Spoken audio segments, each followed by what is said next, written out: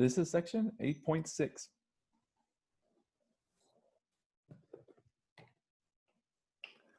All right. Our subject here is what's called an oxymercuration demercuration strategy for making anti-Markovnikov, for making Markovnikov alcohols that will not be subject to rearrangement. So the problem is this. Let's say you have this alkene.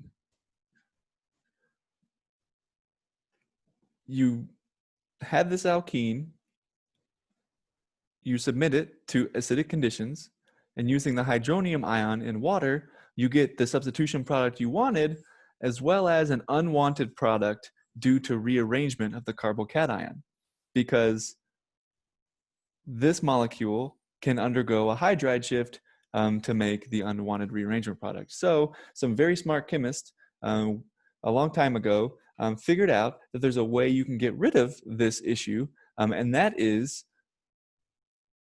using what's called an oxymercuration strategy.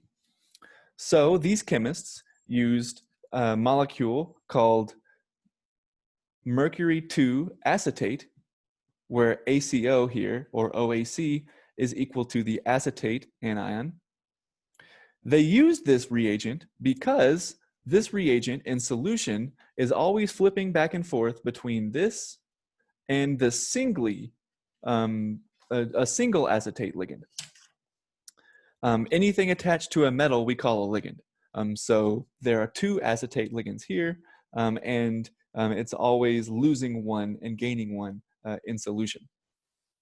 So if you take this alkene and you react it with mercury acetate, what happens first is that the alkene will react with a mercury that only has one acetate ligand.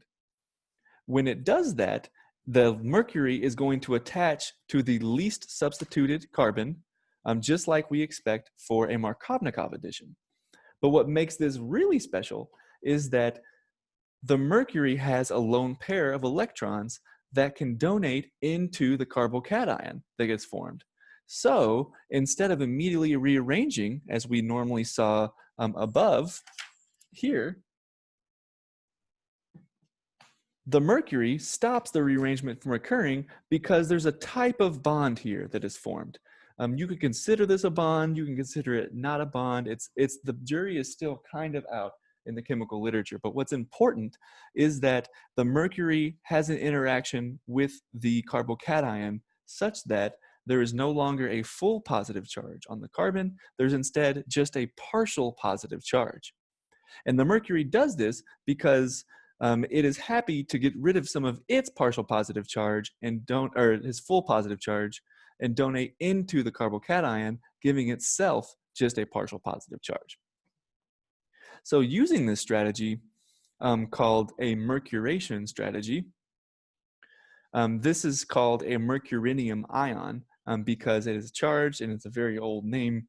But essentially, starting from this mercurinium ion, you can kind of imagine that once you form it, now you have a good electrophile here in the mercurinium atom. And so a water can attack it in a nucleophilic manner to make this molecule here, where you still have the mercury attached to a carbon, but you now have this oxonium ion.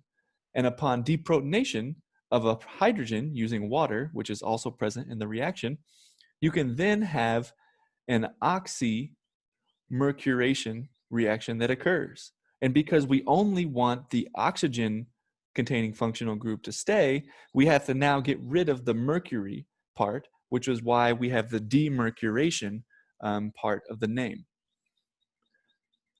So the overall reaction looks like this. You have some alkene that can probably undergo a rearrangement.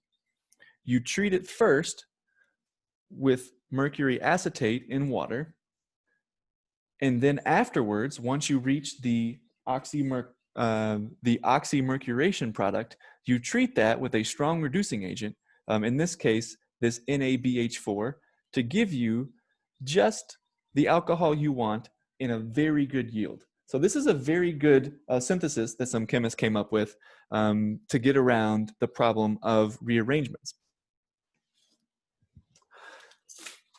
And speaking of mercury catalyzed or mercury reacting in organic chemistry, there's another type of mercury including reaction that's very good for you to know.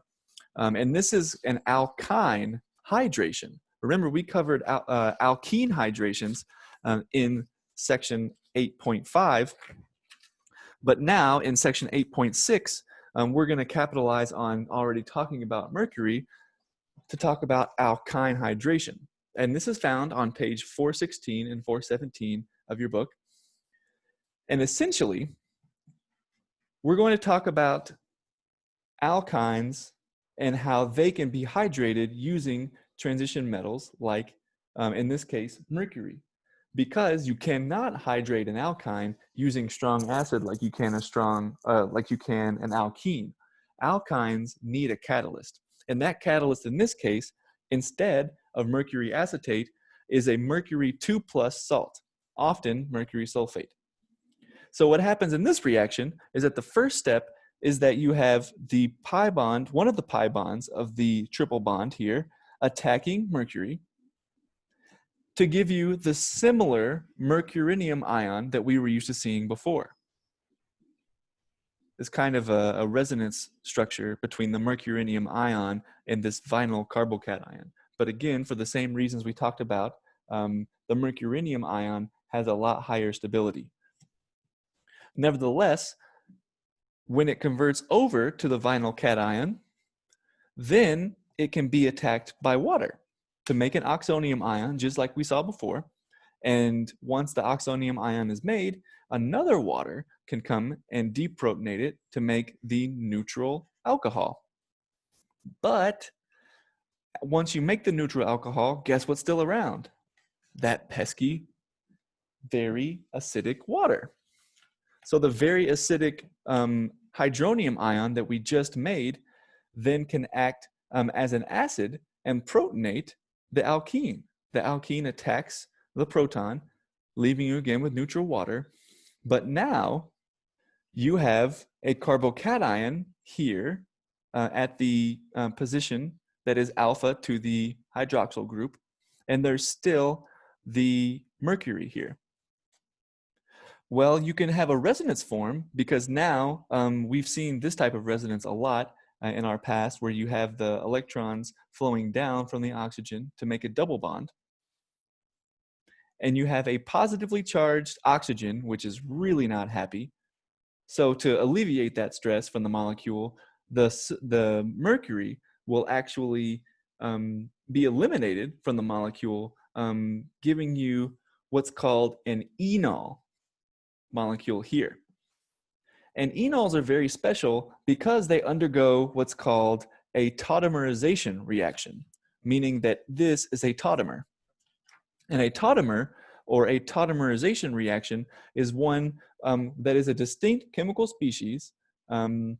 It's not a resonance form because these are actually isoluble. You can keep this in a bottle, but in the case of there being some acid around, as is the case for this reaction, it really wants to be something else. And what it converts to is, you'll see in a second, but the reaction that happens once you form the enol is that the alkene, again, attacks a proton of hydronium. And after attack, you see now that this is a CH3 group, and we have the same type of unhappy carbocation that can be solved by having the electrons flow down from the oxygen.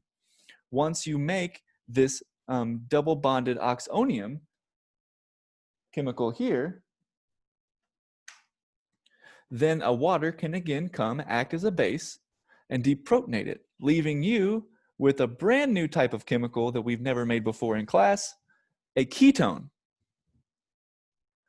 This is a ketone that is made from hydration of alkynes. And alkynes can only be hydrated, again, in the presence of mercury. And this reaction happens as shown here. An alkyne in the presence of acid and water and mercury 2 sulfate gives you a ketone as drawn here. And notice that the ketone is kind of in the Markovnikov substitution, in that it is in the most substituted portion here. Nothing happens to the least substituted carbon. So this has been section 8.6 with alkyne hydration.